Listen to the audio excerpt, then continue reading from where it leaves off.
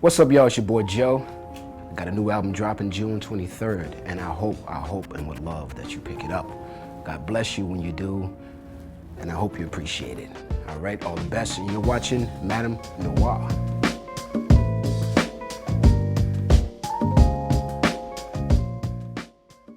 I didn't have any problems with my family. I didn't have any issues with it per se until a song like All the Things Your Man Won't Do came around, and that one particular lyric my mother had an issue with was,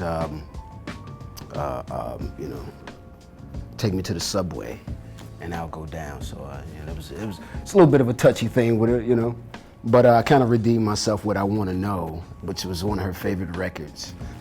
Bridges is just a continuation of what I love to do, which is classic R&B music.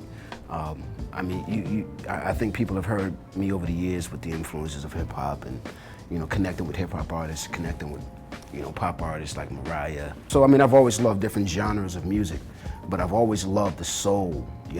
Always loved soul music, singing with a certain passion and music feeling a certain way.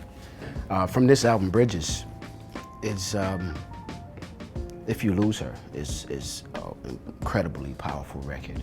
It takes us back to the essence of R&B. It's when you hear it, it's gonna make you feel like, oh man, this feels like something from back then. I got a joint on there with 50 that I love as well called Mary Jane, which is cold, it's real dope. I think what they're gonna get from this record is just pure R&B at its core.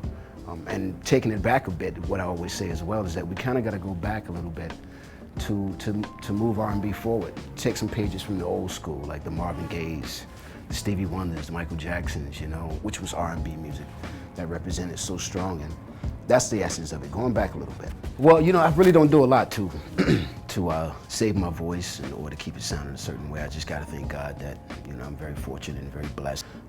At times, my songs are not easy songs to sing. The register for a guy to sing it is way up here. And I tease people sometimes, like if I'm not here no longer, like, God decides to take my life and there's a tribute concert done to me, there's not gonna be a lot of male singers on stage. It's gonna be some girls trying to hit those notes. I don't abuse my voice, I don't abuse my body.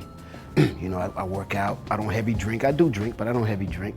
Smoke occasionally, no cigarettes, I must say. Other than that, I keep a very, very strict routine. I do have friends as well in the music industry and radio that were honest enough with me to let me know this was allegedly in my, I don't know if it's true, but allegedly this was happening. To not play my records, to not do this. But I'm not sure if that's exactly how it, completely went down, but later on, and we actually worked together, and this was something that was like, okay, well, that obviously might not have been true, or maybe so. You got to deal with this is the music industry, and there's a lot of different egos that goes on into it. But moving forward, I definitely have no problem, issues with Mr. Kiely, and certainly respect him tremendously as a phenomenal songwriter, phenomenal producer, and really nice vocalist. He has to step into arena with me when it comes to on all of those levels. So I'm sure the respect is mutual. Well, yeah, I've heard those remarks and those claims against me, with Kiely Williams, and it's very unfortunate because a family that I truly loved and cherished.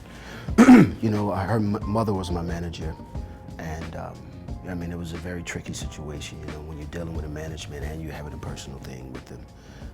Also me being a young man and just wanting to enjoy my life as well. It was sort of a miserable time for me on one side of it because I wanted to be happy and be on my own and do my own thing, but also have her as a manager. The physical side is completely false. I've never physically abused any woman, any female in my life. That's something I totally am against with any guy that would think it's okay to be physically abusive to any woman. So those claims are very, very false.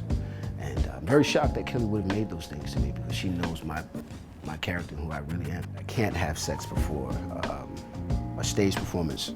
If you ever had those who have sex, I'm sure they can understand what I mean by that. It's time to go to sleep. It's a sleeper. My shorty can't be on the road with me. No, baby, I'm sorry, you can't come, man, because that's a distraction for me because you're there, I just want to touch you. But yeah, it's a lot of different things. I can't eat before a show. It's anything that's an energy drainer. I need to be I'm young R&B in my mind. You know, I like to be all over the stage. I like to have a good time.